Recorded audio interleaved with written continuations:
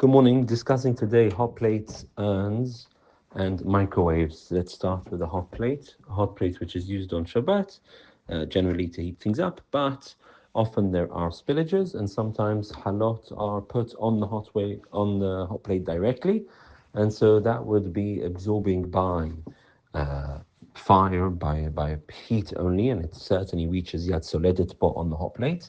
And so seemingly a hot plate would need libun, the intense form of kashering, in order to kasher it. However, because it's not going to be possible and you won't be able to use a hot plate, this is why many of the poskim, Havadia included, are lenient with regards to this, based on a combination of factors, taking into account, firstly, Rov Tashmishah, the majority of its use, secondly, taking into account the opinions that Hamet is not considered prohibited substance throughout the year, it's heterabala, and therefore the consensus of the poskim generally is that one can heat up the hot plate, clean it obviously, leave it for 24 hours, and heat it up to the highest temperature for about an hour. And like this is relying on the opinions which say that you can kasher even with libun according to the same temperature it was absorbed with. Hamvadia goes even more leniently and says it's enough just to pour boiling hot water on it. But if one can, one should better to actually leave it on for an hour and to heat it up like that. And based on all the factors, one can be lenient with it. This is why some will be stringent and place some foil on the hot plate in order to accommodate the opinions that you actually need real libun, or use a whole new hot plate. But really, it's sufficient, even if it wants to be strict and follow all the opinions, it's sufficient just to put a silver foil on it. But even without that, one can heat it up or pour boiling hot water on it.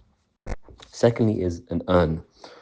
An urn, generally speaking, I'm talking about an urn which people use on Shabbat, and that primarily its use is to make teas and coffees on Shabbat.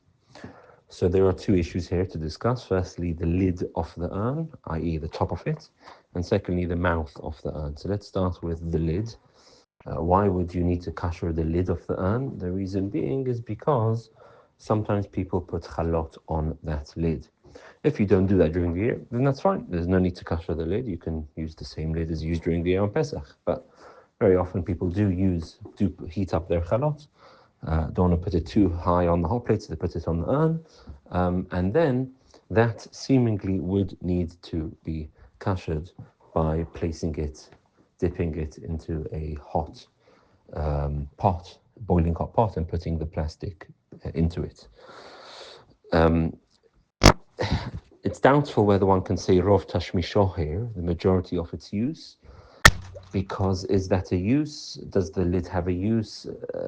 That's a different question, which I'm not sure about, which is why we're saying that one should really, if one wants to use the urn and the lid, and one has used that to heat chametz throughout the year, then one should dip that into the boiling hot water. And of course, you don't have to do hagala in one go. You can dip half in one go and then the other half in another go, and that's fine.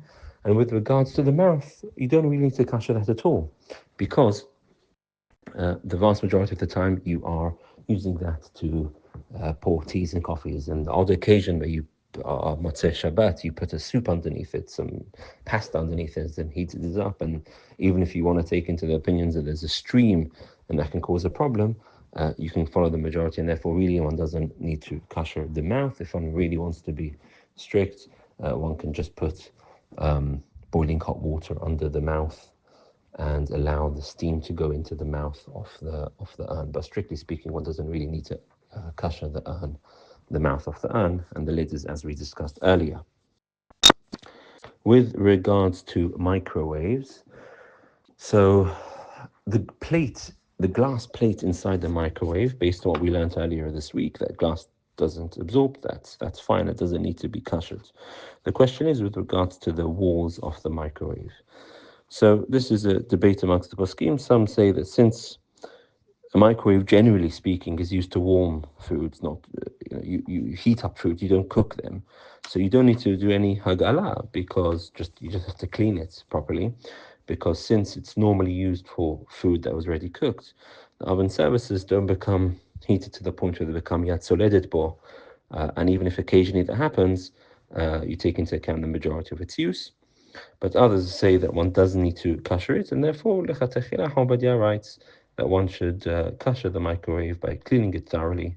You wait 24 hours, as we've discussed, and then place a bowl of water into it.